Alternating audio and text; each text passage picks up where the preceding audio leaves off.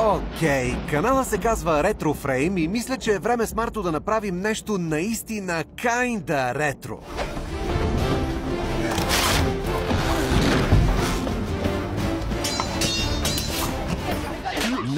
Не Карибски пирати, нищо, че и той вече, колкото и да ми е трудно да го приема, е на повече от 20 години.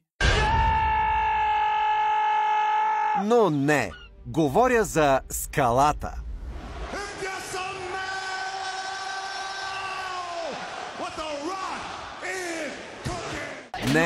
Не за тая скала. А за един филм, който всъщност малко прилича на Карибски пирати. Но не по какво да е, а по музиката.